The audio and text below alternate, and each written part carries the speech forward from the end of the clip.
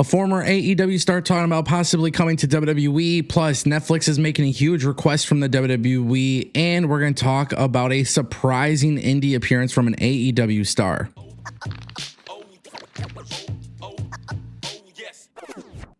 Welcome back to the Ango Show, ladies and gentlemen. We're going to kick things off with Ricky Starks. If you guys didn't know, Ricky Starks made a surprise appearance at Defy Wrestling.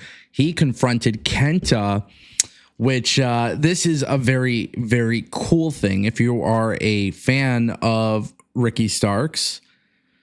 However, he is doing everything but showing up in AEW.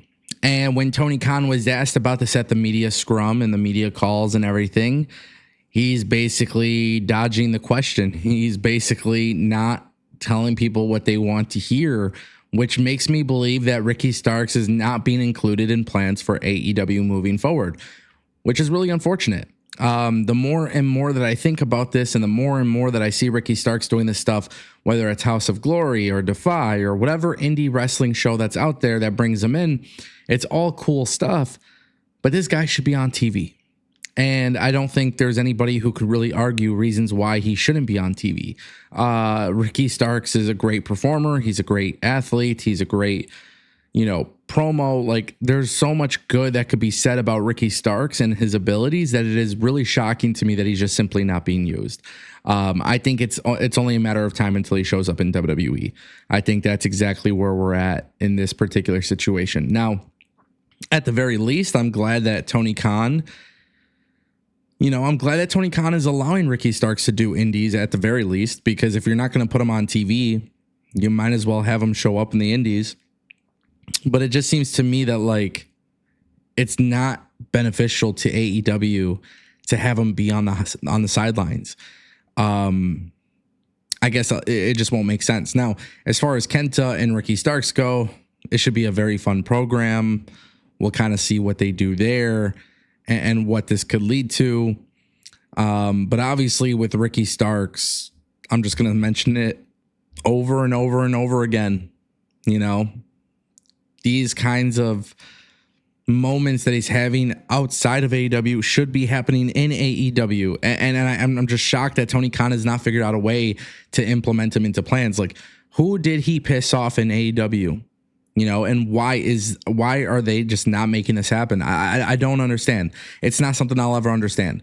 But when you have an elite performer like Ricky Starks and he's sitting on the sidelines and he's doing this cool shit outside of the company, the first thing I would be thinking about is, okay, how can I get him in my company, utilizing him until his contract expires? It just simply doesn't make sense. All right, guys, Netflix has made a huge request, and this one is very interesting to me, because it appears that Netflix has requested Cody Rhodes for WWE Raw. Sean Ross Sapp had addressed these rumors. He says, I would imagine that Netflix has requested this. Netflix wants him to be part of these upcoming shows. And this is really crazy, man, because WWE, you're messing a little bit with the brand split here, which is the issue. But basically, Netflix has requested Cody Rhodes to be on multiple WWE Raw episodes. WWE is obviously going to make Netflix happy. WWE is going to have Cody Rhodes on these episodes. And really the first thing that my mind thinks of when something like this pops up is WWE's ability to, are they going to be able to logically explain why Cody Rhodes is working WWE Raw? Other than the fact that Netflix wants Cody Rhodes. Because at the end of the day, what's actually happening here is that Cody Rhodes is the WWE champion on SmackDown. You have a brand split.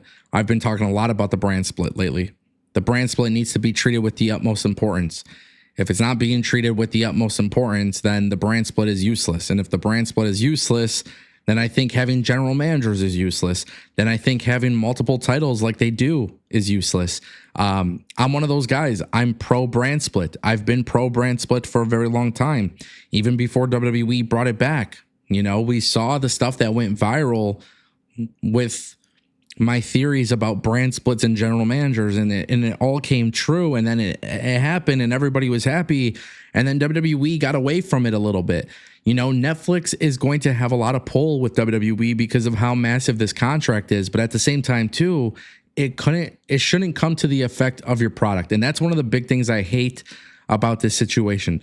I have no problem with Cody Rhodes working Netflix, but at the same time too, you have to explain why he's there. And WWE, as I mentioned the other day, they're advertising all SmackDown talent. Like they're advertising SmackDown talent for Raw on Netflix on the poster. There's been nothing to suggest that they have gone through the transfer portal. So it is a little bit more of an intriguing situation because I'm wondering, why isn't WWE explaining this? And for some people, they're going to say, Ango, you're nitpicking. But the reality is I'm always looking at the logic of the decisions being made on WWE and AEW programming. When I see that something is happening illogical or it's not being explained, it becomes an issue. And I think for me personally, it's a problem. And I just want to be very clear here. Like, as much as I love Cody Rhodes and as much as I love this Raw on Netflix deal, I do think there has to be some explanation moving forward. And that brings us to our final topic. Mike Santana in a new interview. Man, this is really interesting because there's been a lot of rumors that WWE is interested in Mike Santana. He just did an interview with Tim Han Rivera. And in this interview, he was talking about having a potential run with WWE once his TNA contract ends. He says, you never say never in pro wrestling, but like I said, the right opportunity needs to present itself. Timing is everything. As of right now, I'm loving what I'm doing with TNA. They're allowing me to grow and do a lot of things, and that's where my mind is set right now.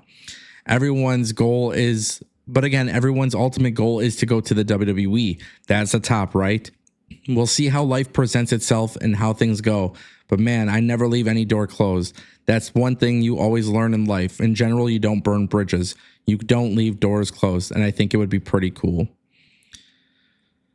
Yeah, this is interesting, man. Mike Santana not shutting down the idea. There's been rumors that WWE has been interested in bringing him in.